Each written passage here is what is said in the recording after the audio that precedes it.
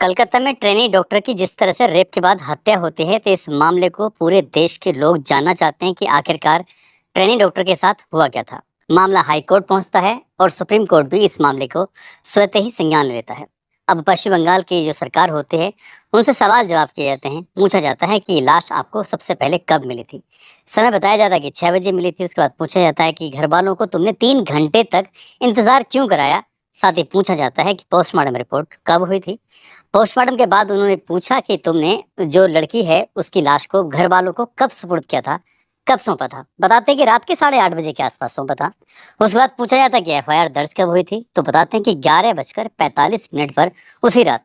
यानी कि ऐसा दावा किया जा रहा है कि संभवतः भारत के इतिहास का ये पहला ऐसा केस है, शायद और किसी केस के बारे में ऐसी कोई जानकारी मिलती नहीं है कि किसी भी घटना में पोस्टमार्टम पहले होता है और उसके बाद एफआईआर बाद में दर्ज कराई जाती है। जबकि एक सही रास्ता, जो सही ट्रैक जो होता है, वो इस तरह से होता है कि किसी की लाश मिलती है, उसके बाद फिर एफआईआर लिखी जाती है, पंचनामा भरा जाता है और पंचनामा भरने के बाद फिर पोस्टमार्टम के लिए लाश जाती है। उसके बाद वो घर वालों को सुपुर्द कर दी जाती है। यानी कि यहाँ सब कुछ उल्टा-पुल्टा हो जाता है। अब कहीं न कहीं जो पश्चिम बंगाल की जो पुलिस होती है, उस पर सवालिया निशान लगना तो ज़ाहिर-सी बात तय ही हो ही जाता है। लेकिन इस बीच में सीबीआई पर भी बहुत ज़्यादा प्रेशर है, बहुत ज़्यादा दबाव है कि इस घटनाक्रम में असली वजह क्या है? क्यों उस ट्रेनी डॉक्टर की हत्या हुई थी और क्यों नहीं हुई थी? कई सवाल उस आरोपी से पूछे भी जाते हैं। इस बीच में कई ऑडियो क्लिप भी वायरल हो जाती हैं।